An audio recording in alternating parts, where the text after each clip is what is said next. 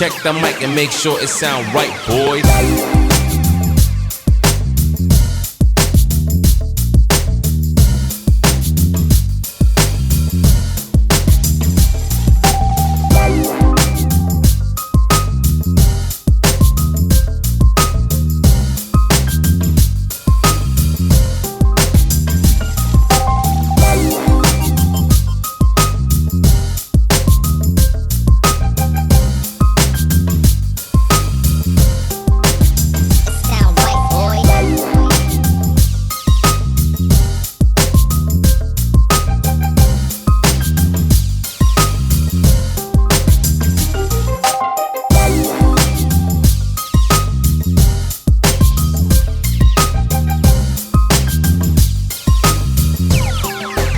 It sound right, boys.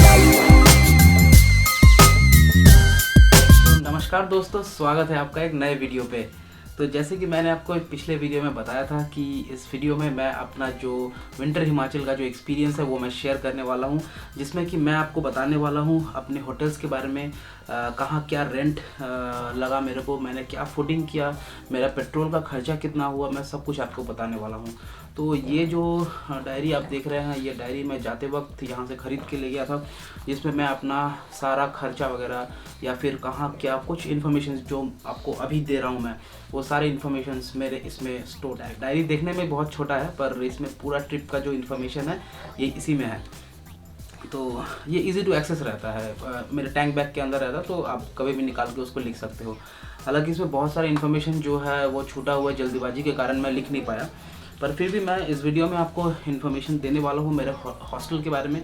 Hotel तो खैर मैं था नहीं, एक ही जगह में था, मैं पुलगा में खाली होटल में था, बाकी मैं हर जगह हॉस्टल में था। तो हॉस्टल का एक्सपीरियंस मेरा बहुत बढ़िया रहा इस ट्रिप में। ये पूरा ट्रिप जो है मैंने हॉस्टल में ही बिताया, और हॉस्टल के साथ साथ मैं बताऊंगा कि हॉस्टल में कितना रेंट पड़ा, मेरा फूडिंग के पीछे कितना खर्चा हुआ, और मेरा जो सबसे बड़ा खर्चा जो आपका पेट्रोल का खर्चा, वो पेट्रोल का खर्चा कितना पड़ा। तो दोस्तों वीडियो थोड़ा लंबा होने वाला है, तो डिस्क्रिप्शन में आपका टाइमिंग मेंशन रहेगा, आप उस टाइमिंग में जाके आप अपना टाइम बचा सकते हैं। दोस्तों बने रहिएगा वीडियो पे, वीडियो बहुत ही इंपॉर्टेंट पॉइंट्स पे है, और ये कभी ना कभी और आपको किसी न किसी को आपके फैमिली या फिर आपके फ्रेंड्स के काम आने वाले हैं। तो पहला पॉइंट्स मैं शुरू करता हूँ मेरा हॉस्टल के बारे में। It sound right, boy. तो मैं जब कोलकाता से निकला, मेरा कोलकाता से वाराणसी तक का जो ट्रिप था वो करीब 700 किलोमीटर्स था। अगर एग्जैक्ट फिगर अगर मांगते हैं तो 689 किलोमीटर था मेरे घर से वाराणसी के हॉस्टल तक। तो वाराणसी में मैं आपका बाबा बियर्ड नाम के एक हॉस्टल में रहता हूँ। तो ये मेरा पहला हॉस्टल था जहाँ पे मैंने एक्सपीरियंस किया। तो बाबा बियर्ड हॉस्टल में मेरे को 300 पर डे का चार्ज पड़ा। जैसे कि मैंने आपको कोलकाता वाराणसी वाले वीडियो में ये मैं बताया था आपको कि वाराणसी में जो हॉस्टल था वो बाबा बियर्ड, वो थोड़ा अंदर था, मैंने आपको बताया था। अगर वो वीडियो आपने नहीं देखा होगा तो प्लीज़ आप जाके देखिए वीडियो बहुत ही इन्फॉर्मेशन से भरा हुआ है।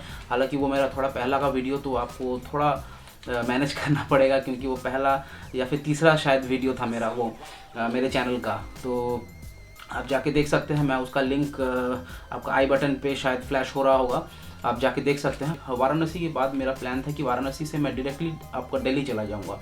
तो दिल्ली का प्लान मेरा थोड़ा कैंसिल हो गया था, क्योंकि उस समय ये दिल्ली में थोड़ा कोरोना के लिए बहुत डिस्टर्बेंस था। तो मैं सोचा कि बेकार रिस्क लेके कुछ फ़ायदा है नहीं। मेरे को दिल्ली में 2 दिन रुकने का प्लान था। इसका कारण ये था कि जिस दिन जाऊंगा दिल्ली उस दिन तो रात हो जाएगा। उसके बाद वाले दिन रहने का प्लान इसलिए था क्योंकि दिल्ली तक पहुँचते पहुँचते मेरा 1200 प्लस किलोमीटर हो जाता। तो 1200 प्लस किलोमीटर के बाद थोड़ा सा बाइक का जो चेन वगैरह है, थोड़ा सा चेकअप की ज़रूरत पड़ता है। मतलब कुछ आपको गाड़ी का सर्विसिंग में कराना पड़ता है, वो मैं नहीं बोल रहा हूँ, पर 1000-1200 किलोमीटर के बाद थोड़ा अगर आप मैकेनिक से दिखा लेते हैं, कुछ थोड़ा हल्का फुल्का चेकअप करा लेते हैं, तो आपके लिए भी, आपके मन के लिए भी संतुष्टि, आपके बाइक के लिए भी अच्छा है। तो इसीलिए मैं प्लान किया था कि मैं दिल्ली से चेकअप कराऊंगा। तो दिल्ली से चेकअप कराने का प्लान जो है मैंने दिल्ली पे ही रखा, पर मैं एक दिन वहाँ एक्सटेंड कराने का जो प्लान था वो मैं वहाँ से स्किप कर गया। मैं क्या किया, मैं वाराणसी से आगरा की ओर निकल गया। वाराणसी से आगरा का जो मेरा ट्रिप था वो करीब 600 किलोमीटर्स का था, और वाराणसी से आगरा का ट्रिप बहुत हेक्टिक था, क्योंकि पहले भी 700 मैंने उसके पहले दिन ही 700 किलोमीटर्स के बाद फिर 600 किलोमीटर्स, तो थोड़ा समझ ही सकते हैं, मतलब 1200-1300 किलोमीटर का राइड मतलब 2 दिन में हो जाता है। तो इनिशियल डेज में आपको थोड़ा टायर्डनेस ज़्यादा हो जाता है। आप जब यूज़ टू हो जाते हो, जैसे आते समय मेरे को उतना थकावट नहीं हुआ था क्योंकि मेरा बॉडी यूज़ टू हो गया था बाइक चलाते चलाते। जब मैं आगरा पहुँचा, पहुँचने के बाद बहुत अच्छा हॉस्टल का एक एक्सपीरियंस मिला। मैं आगरा में मुस्ताश हॉस्टल में था। आपने इस ट्रिप में पूरा मुस्ताश के बारे में मुझसे बहुत सारे मतलब बार बार मैं बोले जा रहा था कि मुस्ताश हॉस्टल बहुत अच्छा है, मुस्ताश हॉस्टल बहुत अच्छा है। वाकई में बहुत अच्छा है। मैं एक चीज़ और बताना चाहता हूँ कि ये वीडियो जो है ये मुस्ताश का स्पॉन्सर्ड वीडियो नहीं है, ये मेरे को खुद अच्छा लगा इसीलिए मैं आपको बता रहा हूँ। इस पूरे ट्रिप में मैं 2 बार मुस्ताश हॉस्टल में रहा, एक है ऋषिकेश में और एक आपका आगरा में। आगरा में ठहर के मेरे को बहुत अच्छा लगा, इसीलिए मैंने सोचा कि एक बार दोबारा मैं मुस्ताश का जो फैसिलिटीज़ है वो मैं अवेल करना चाहूँगा। वो जो हॉस्टल एक्सपीरियंस कराते हैं वो बहुत अच्छा लगा मेरे को। और बाकी आगरा से निकलने के बाद मैं दिल्ली गया। दिल्ली में मैं जॉयस हॉस्टल में था। तो जॉयस हॉस्टल का जो एक्सपीरियंस है वो बहुत ख़राब रहा मेरा, क्योंकि मैंने इससे पहले बताया नहीं, मैं जल्दीबाजी में वहाँ से निकल गया क्योंकि उस समय मनाली जाने का मेरा को बहुत ये था कि मैं जल्द से जल्द मनाली जाना चाहता हूँ। तो जब मैं आगरा से निकल के जॉयस हॉस्टल में गया, जॉयस हॉस्टल का एक्सपीरियंस मैं आपको कुछ बताता हूँ। जॉयस हॉस्टल का एक्सपीरियंस कुछ ऐसा था कि जॉयस हॉस्टल बहुत अच्छा है, इनका बहुत बड़ा चेन है, ये बहुत पॉपुलर भी है जॉयस हॉस्टल। तो जब मैं रात को वहाँ सोने गया तो रात में मैं सो नहीं पाया। अजीब कारण है कि पूरी रात मेरे को मच्छर ने सोने नहीं दिया। ये हॉस्टल, अगर आप किसी को बोलेंगे कि हॉस्टल में इसको मच्छर काटा, तो ये पहले सुन के बहुत लोग ये होंगे कि बंदा क्या बोल रहा है, पर जी हाँ, जॉयस हॉस्टल का कुछ ऐसा ही था। हॉस्टल का जो रूम था वो रूम में मैं और एक बंदा था, तो हम दोनों बंदे सो नहीं पाए सारी रात को। मैं रात को एडिटिंग करके 11:30-12 बजे मैं सोने गया। तो उस समय मेरे को प्रॉब्लम हो रहा था, मैं किसी को बोलने लायक भी नहीं था क्योंकि 12 बजे मैं किसको रिपोर्ट करूँगा, वहाँ पर रिसेप्शन में कोई रहता है नहीं। और रात को 12 बजे मैं फ़ोन करके क्या बोलूँगा कि भैया मच्छर काट रहा है, और उस समय वो बंदा करेगा भी क्या, वहाँ पर था भी नहीं वो बंदा, तो वो आता नहीं। तो खैर मैंने कुछ बताया नहीं, कुछ किया नहीं। उन्होंने कहा कि भाई अच्छा रिव्यू दे देना, मतलब उसके पहले वाले दिन रात को ही कहा था। मैं बोला ठीक है। तो उसके बाद उनसे मैं मिला नहीं। फिर सुबह मैं वहाँ से निकल के मनाली के लिए निकल गया। तो मनाली में जब मैं एंटर किया, मनाली में मैंने रहा बैकपैकर्स पांडा। बहुत अच्छा हॉस्टल एक्सपीरियंस था, वो काफ़ी अच्छा था। एक और बात बताना चाहूँगा कि जॉयस हॉस्टल में जो फेयर था वो मेरे को पड़ा 283 रुपीज़ का। उसके बाद मैं जब दिल्ली से मनाली के लिए निकला, मनाली मेरे को 24 से मेरा बुकिंग था, पर मैं जैसे कि मैं चंडीगढ़ में नहीं रुका था तो एक दिन पहले ही मैं मनाली पहुंच गया। तो मनाली पहुंच के जिस दिन मैं इंस्टेंट बुकिंग किया उस दिन का रेंट था 249, मतलब 250 पकड़ लीजिए, 250 रेंट पड़ा। तो 250 जो है वो पहले दिन का पड़ा। उसके बाद मैं, जैसे कि आपको पता है कि मैं 4 दिन से वहाँ पर फंसा हुआ था, बाकी 3 दिन का जो वहाँ का फेयर बनता है वो है आपका 349 का पड़ा। मेरे को नहीं पता ऐसा क्यों हुआ, हालांकि मनाली का बुकिंग जो था मैं पहले से ही करके गया था, मतलब कोलकाता से ही मैं मनाली का बुकिंग डाल के गया था। तो मैं पहले बुकिंग किया था तो उसका चार्ज पड़ा आपका 349 करके, मतलब ऑलमोस्ट 350 पकड़ लीजिए आप। तो 350 करके मेरे को 3 दिन का पड़ा, और जो इंस्टेंट बुकिंग किया था उसके लिए मेरे को पड़ा 249। मेरे को पता नहीं ऐसा क्यों है, मतलब पहले बुकिंग करने से रेट कम होता है, पर यहाँ उल्टा हो गया मेरे साथ। तो होगा कुछ ऑनलाइन का मसला कुछ होगा, तो मैंने उतना गौर नहीं किया। 100 रुपीज़ का बात है, तो हालांकि गौर करना चाहिए, 100 रुपीज़ का बात अगर होगा भी तो खैर कोई बात नहीं। फिर मैं मनाली में 4 दिन वहाँ फंसा रहा। 5वें दिन मैं वहाँ से शायद निकल के मैं कसौल के लिए निकल गया। तो कसौल में मैं कोजी बेड्स में था। तो कोजी बेड्स का जो फेयर था वहाँ भी मैंने जाके देखा कि वहाँ पे 349, मतलब 350 पकड़ लीजिए, 350 का मेरे को पर नाइट का बेड पड़ा। तो पहले 2 दिन मैं कसौल में ही था। कसौल से निकल के मैं वहाँ से फिर तोशपुलगा के लिए निकला।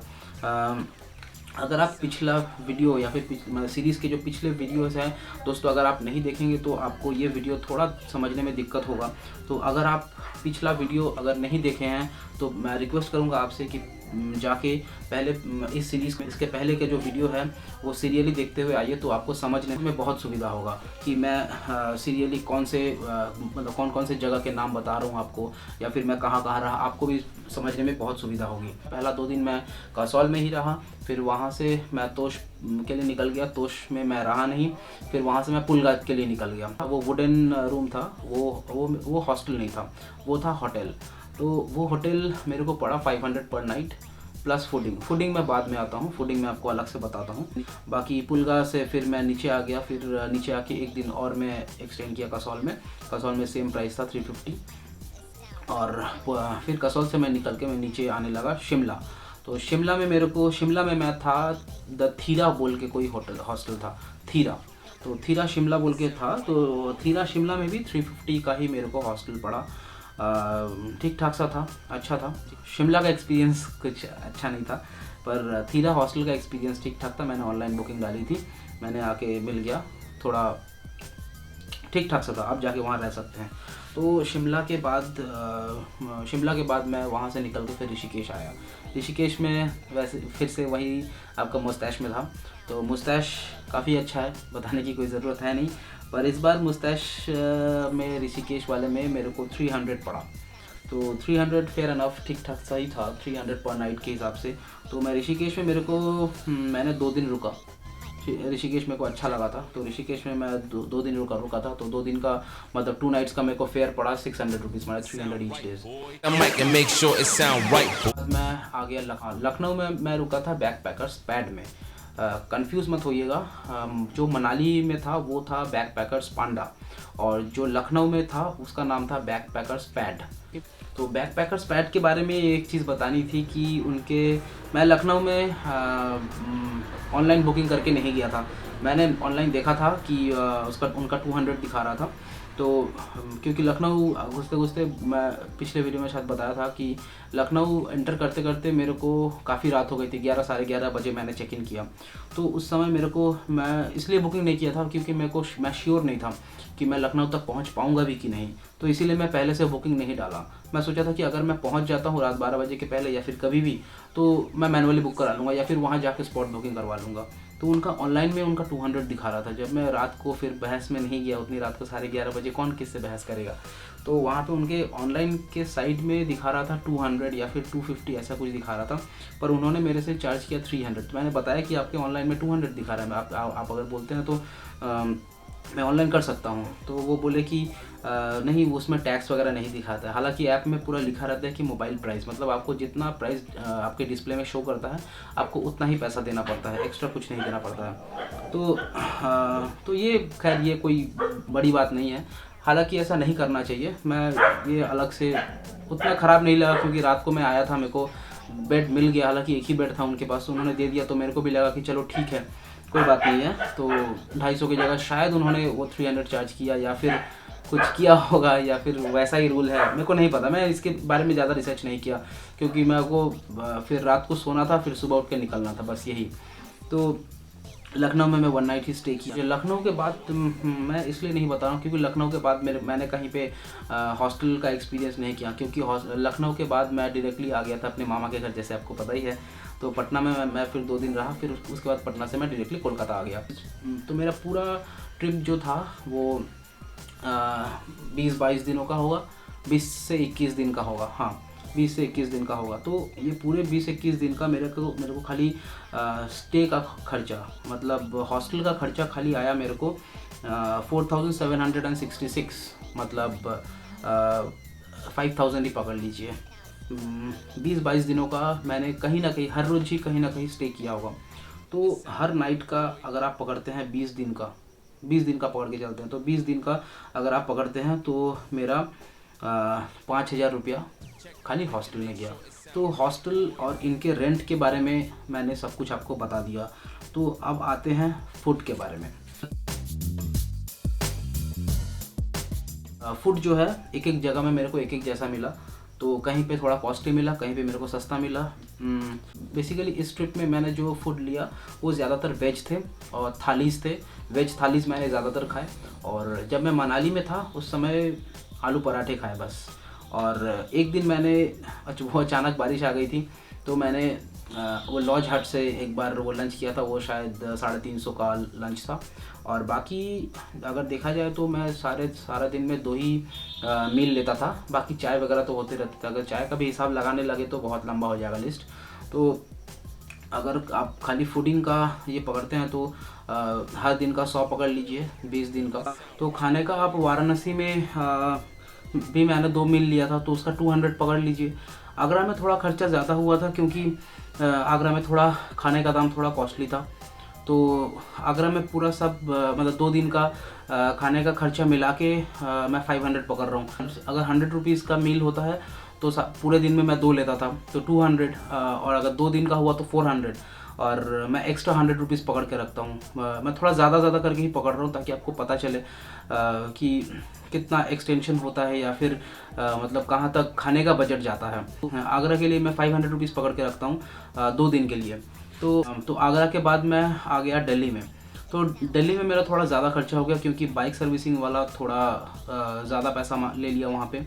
बाकी मील्स जो थे, हालांकि मैं अभी खाली मील्स के बारे में बात कर रहा हूँ, तो मील्स मेरे 2 ही थे। मैं दोपहर को खाना खाया था और फिर शाम को खाना खाया था। तो 2 मील्स मेरे को 100 रुपये का थाली जैसा था, आपको पता ही है। 100 रुपये का थाली 2 यानी कि 200 रुपीज़। मनाली में मैं 4 दिन के लिए वहाँ पे था। 4 दिन के लिए था, मतलब हर दिन 2 मील। मैं खाली मील्स ही पकड़ रहा हूँ, मैं बार बार बोल रहा हूँ आपको, मैं खाली मेन जो 2 मील है, लंच और डिनर, ये 2 ही पकड़ रहा हूँ। और बाकी जो आपका चाय नाश्ता वगैरह ये सब अगर जोड़ने जाऊँ तो आपको बहुत हैपजट हो जाएगा और आपको हिसाब करने में भी बहुत दिक्कत होगा, आपको समझ में भी नहीं आएगा। तो मैं 2 मील्स का आइडिया देता हूँ और बाकी वो आप पे डिपेंड करता है कि आप क्या स्नैक्स लेंगे या फिर क्या। मैंने 2 मील मेनली लिया। तो मनाली में मैं 4 दिन का था, 140 करके उनका ये था। मनाली में थोड़ा खाना कॉस्टली था, पर कुछ करने का नहीं था, वहाँ पे इतना स्नोफॉल हो रहा था, अचानक से बारिश, निकलने का कोई मौका ही नहीं मिलता था आपको, और उतना ठंडा में फिर आदमी उतना रिस्क लेना भी ठीक नहीं है। तो वहाँ पे पर मील मतलब 2 आलू के पराठे आपको 140, साथ में आपको अचार या फिर कुछ दही वगैरह कुछ मिल जाएगा। और तो वो 140 करके 4 दिन, मतलब हर दिन 2 मील या फिर यानी कि 8 मील, तो 140 × 8 करेंगे तो आपको 1120 आता है। तो वो 4 दिन का 1120 थोड़ा कॉस्टली आ रहा है, तो ठीक है, कोई बात नहीं है। वैसे हालात में उतना ऊपर में, उतना ऑल्टीट्यूड में थोड़ा महंगा होगा ही, पर इससे भी सस्ता ऑप्शन था। पर वहाँ का मतलब सिचुएशन वैसा नहीं था कि मैं सस्ता के ऑप्शन में जा पाऊँ। मनाली में भी मैंने, ऐसा नहीं है कि हर रोज़ मैंने वहीं से खाया।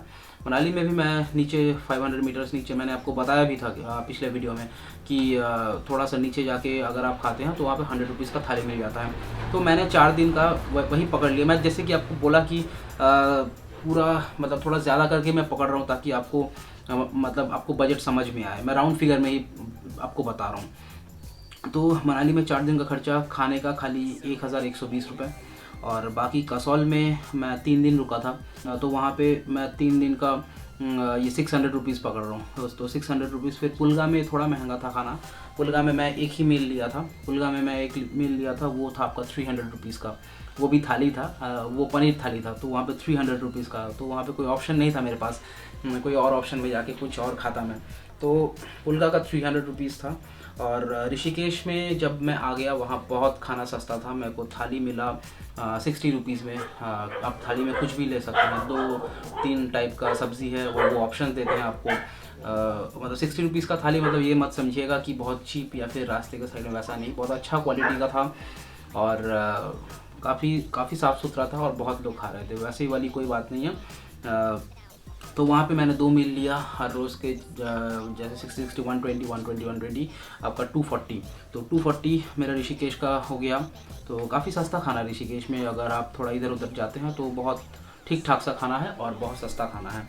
और शिमला में मैं जब आया, शिमला में हालांकि मैं रास्ते में ही खा लिया था 2 मील। शिमला में मैं रात में एंटर किया, तो शिमला में मैं रात को कुछ खाया नहीं था। मैं मतलब शिमला में हॉस्टल में कुछ नहीं खाया था, मैं रास्ते से ही खा के आया था। तो शिमला का 200। लखनऊ में भी मैं रास्ते में ही खाया था, मैं 11 साढ़े 11 बजे चेक इन किया था, आपको जैसे बताया मैंने। तो लखनऊ का भी 200 ही बनता है।